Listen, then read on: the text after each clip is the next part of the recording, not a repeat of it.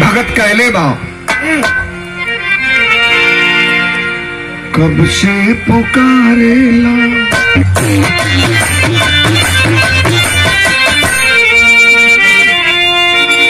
कब से पुकारेला भिखरिया नो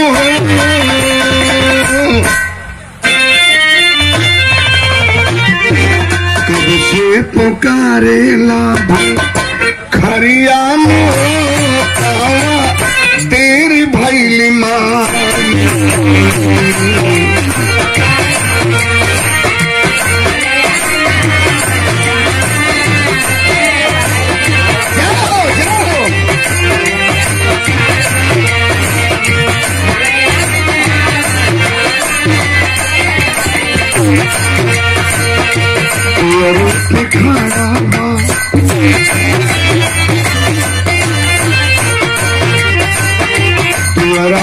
खड़ा बापू जरिया बड़ी तेरी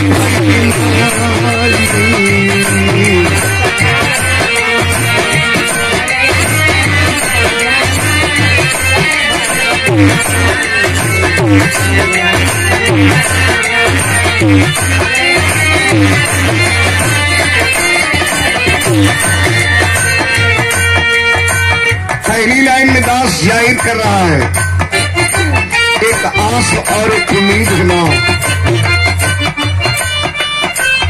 तूने बहुतों की बिगड़ी बनाई हो और दास की उम्मीद क्या है।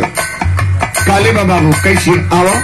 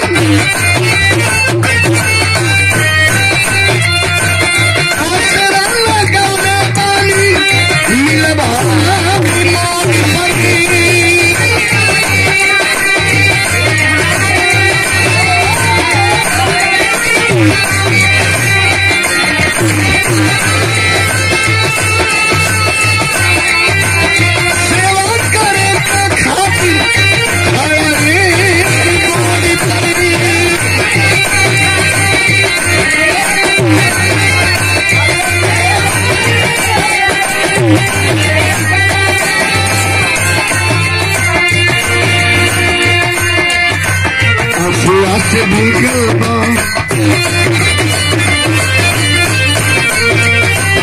आंसुआ से भीगल बाया दरिया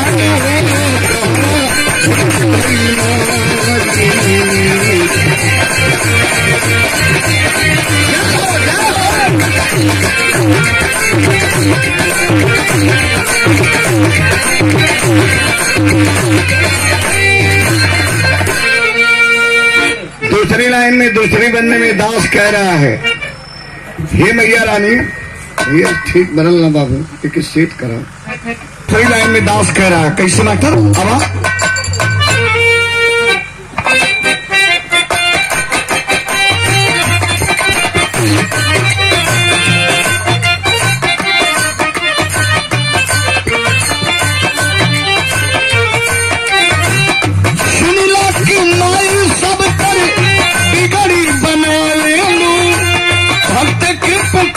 अब सुन के नंगे पाँव धरे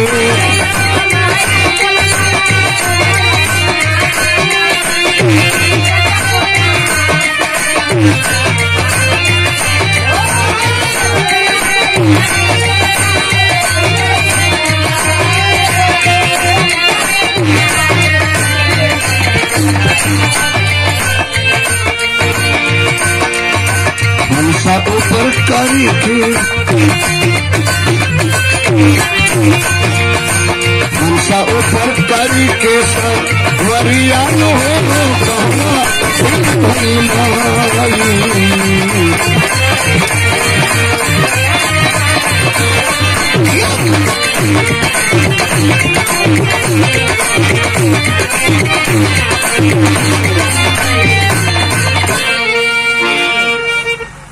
बंद में दास यह जाहिर करा कि हे मैया रानी, बहुतेरे रूप आपके हैं लेकिन शक्ति एक है।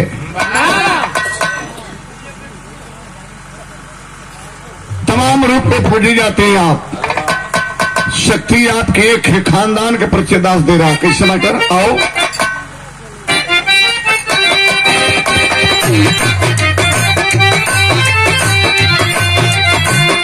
गुरुदीन मोहम्मद राम,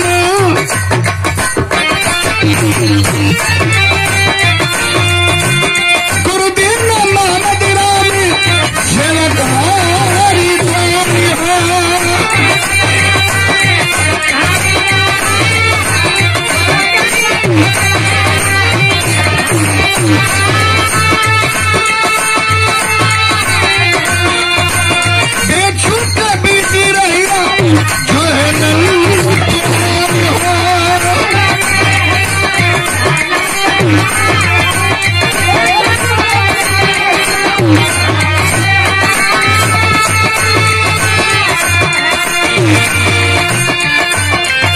राम जन्म चाहिए,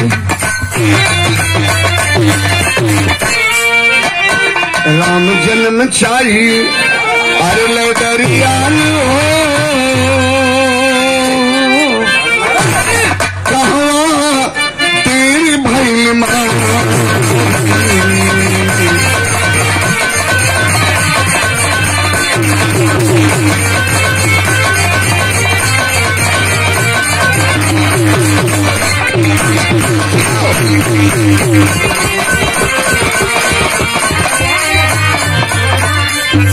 भाई माँ